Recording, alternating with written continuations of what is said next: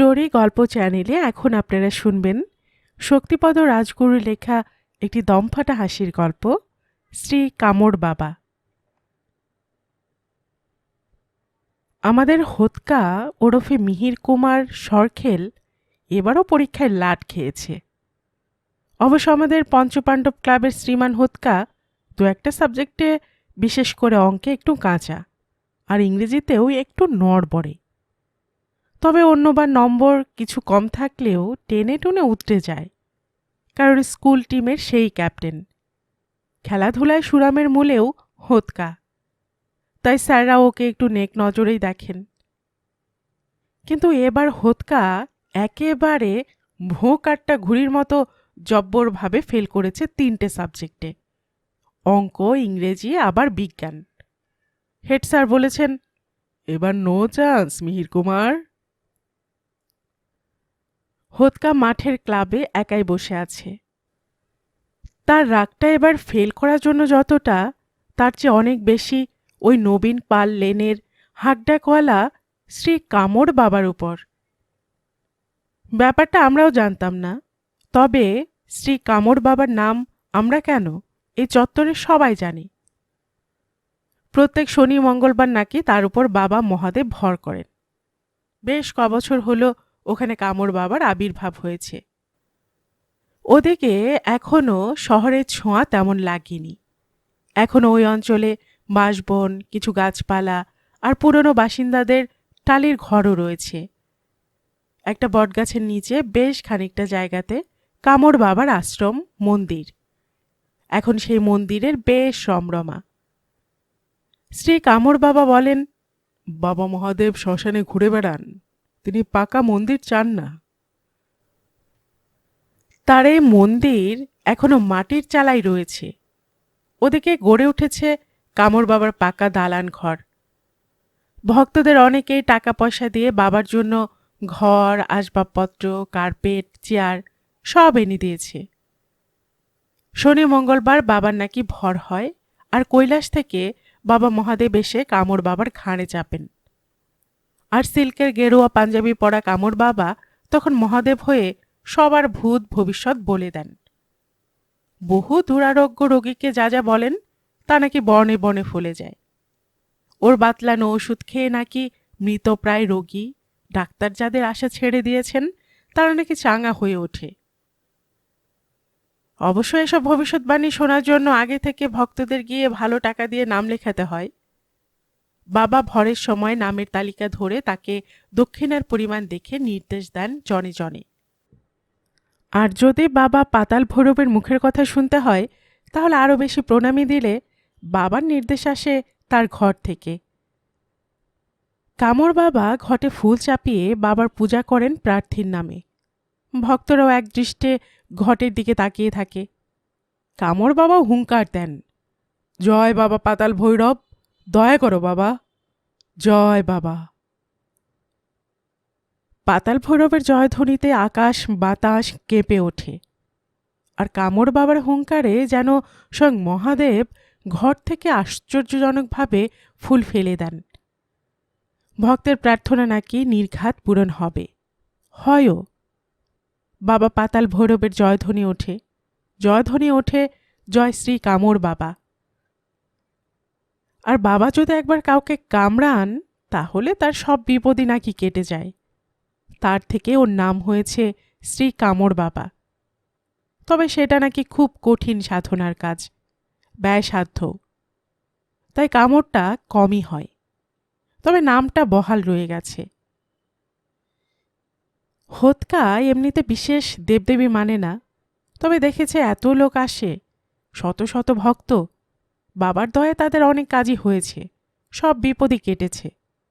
তাই হোতকার হঠাৎ মনে হয়, পরীক্ষার ব্যাপারে যদি বাবার শরণ নিতে পারে, হয়তো কামড় বাবার দয়ায় আর পাতাল ফোর শিবের দয়ায় নির্ঘাত পাশ হয়ে যাবে। অবশ্য হোতকা আমাদের এসব কথা জানায়নি। আমাদের পাড়ার নেত্যদা কামড় বাবার একনিষ্ঠ ভক্ত। বাবার দয়াতে নাকি তার চিটে গুড়ের ব্যবসা রমরম করে চলছে। হোতকা সেই নেত্যদার সাথে বাবার কাছে আছে। বাবার চেলা হোতকাকে বলে, বাবার প্রণামী 101 টাকা। তবে বাবার দয়া হলে তোমার সব বিপদ কেটে যাবে। বাবা তো দেবদেবীদের সাথে কথা বলেন, মা সরস্বতীর সাথে কথা বলে তুমি যাতে পরীক্ষায় ভালোভাবে পাশ করো সেই ব্যবস্থা করে দেবেন। চাই কি ফার্স্টও করে দিতে পারেন কামর বাবা। হোতকা বিপদে পড়ে, বলে, 101 টাকা কিছু কম হইব না? ভক্ত তার খেরোখাতা দেখিয়ে বলে, হ্যাঁ দেখো দেখো বাবা, রেট দেখো, 501 টাকা। তোমাকে কনসেশন করছি নেত্যদার জন্য। ভেবো না, বাবার দয়ায় লোকে ভরা নদী পার হয়ে যায়, আর পরীক্ষা তো তুচ্ছ।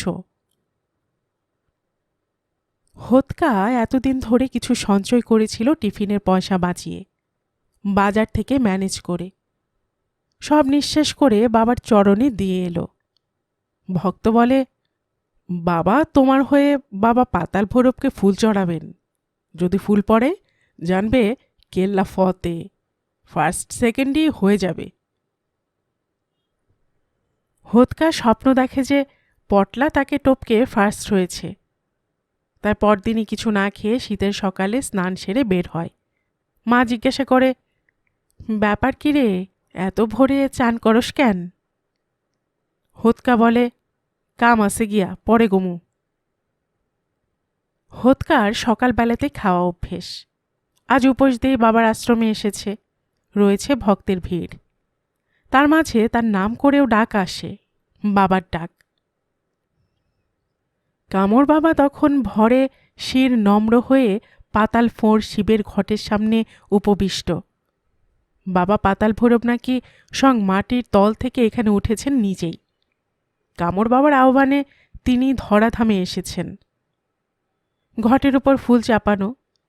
হোতকার ভাগ্য তাতে নির্ধারিত হতে চলেছে। ফুল যদি পড়ে যায়, দয়া হয়েছে জানতে হবে, না পড়লে সর্বনাশ। হোতকাও কামর বাবার মতো হাঁক পাড়ে, জয় বাবা পাতাল ভৈরব, জয় শ্রী কামর বাবা। ভক্তদের ডাকে দেখা যায় ঘটে আম্রপল্লব নড়ে ওঠে আর ফুল পড়ে যায় বাবার শ্রীর চরণে। হোতকাও নিশ্চিন্ত হয়। কামর বাবা বলেন, যা, তোর প্রার্থনা বাবা শুনেছেন রে, আর ভয় নেই। বাবার চরণামৃত নিয়ে নিশ্চিন্তে বাড়ি যা, আর সেই ফুল মাদুলি করে লাল সুতোয় বেঁধে ডান হাতে ধারণ করবি। জয় বাবা পাতাল ভৈরব। তারপর বাড়ি ফিরে রোজ মাদুলি ধোঁয়া জল খেয়েছে। পরীক্ষার দিন 108 বার কামর বাবার নাম করেছে। তারপরও 3টে সাবজেক্টে ফেল, পাশের নাম গন্ধ নেই, টাকা জলে গেল, আর ভক্তিও যেন তার উবে গেছে। সেই খবরটা আমরাও জেনে গেছি। হোতকা গর্জে ওঠে, সব ফক্কিবাজি, ব্যাটার নাম্বার 1 ভণ্ড, লোককে ঠকাইতেছে, আমারও ঠকাইছে। পটলা বলে, জ্ঞান হয়েছে তাহলে? পড়বি না? আর কামর বাবা কেন, স্বয়ং মহাদেবও তোকে পাশ করাতে পারবে না। গোবরা বলে, তুই গেলি ওই ঠকবাজদের কাছে? গেল তো টাকাটা? হোতকা বলে, ওই কামর বাবার সব জারিজুরি খতমই করুম, ওর ধর্মের নামে লোক ঠকানো বন্ধই করুম, আমার মতো আর কেউ যেন না ঠকে। কথাটা অবশ্য এখানের অনেকেই বলে, তবে বাবার চেলাদের দাপটও কম নয়। আমাদেরও জেদ চাপে। বেশ কিছু মানুষও চান বাবার এসব খেলা বন্ধ হোক, কিন্তু তারা তাদের ভয়ে জোর গলায় কথা বলতে পারে না। থানা পুলিশও কোনো অভিযোগ পায়নি, তাই সব দেখেও তারা না দেখার ভান করে। সেদিন আশ্রমে কিসের উৎসব, বহু লোক সমাগম হয়েছে। কামর বাবা বেশ সেজে গুজে পূজায় বসেছেন। শিবলিঙ্গ বলতে পাথরের একটা চাই, কালো সিঁদুর মাখা, তার সামনে একটা ঘটি, ওপরে আম্রপল্লব, তার উপর ফুলের স্তূপ। সেই ঘর থেকে ফুল ফেলার জন্য বাবা তারস্বরে স্বরে চিৎকার করছে, জয় বাবা পাতাল ভৈরব। হঠাৎ ভিড়ের মধ্যে সেই মাটির কলসিতে এসে লাগে গুলতে দিয়ে ছোড়া কাঁচের গুলি, আর তার আঘাতে মাটির ঘটি দুয়াতখানা হয়ে যায়, আর জল সব বেরিয়ে যায়। দেখা যায় তার ভেতর থেকে বের হচ্ছে 2-3টে কাঁকড়া। ওই কাঁকড়াগুলোই ঘটির মধ্যে নড়াচড়া করলে আম্রপল্লবের ডগায় নড়া লাগে আর ফুল পড়ে যায়। ঘটনাটা দেখে সকলেই হতবাক। এইভাবে পুরো ব্যাপারটা যে সাজানো, কামর বাবার ভণ্ডামি তা ধরা পড়ে গেছে। বাবা গর্জে ওঠে, এসব কি? হোতকায় আজ গুলতি মেরে হাটে হাঁড়ি ভেঙেছে। কামর বাবাও এবার মরিয়া হয়ে ওঠে। ত্রিশূল নিয়ে সে লাফ দিয়ে ওঠে। হোতকাকে সে নিধন করবেই। অবশ্য পুলিশে বলা ছিল আগে থেকেই। পুলিশ তাই ছদ্মবেশে ছিল ওই উৎসবে। তারাও কামর বাবাকে হাতে নাতে ধরে ফেলে। বন্দি কামর বাবা শুধু গর্জনই করে। বাবার সব জারিজুরি আজ হোতকাই ধরে ফেলেছে। স্টোরি গল্প চ্যানেলে এতক্ষণ আপনারা শুনছিলেন শক্তিপদ রাজগুরুর লেখা একটি হাসির গল্প, শ্রী কামর বাবা।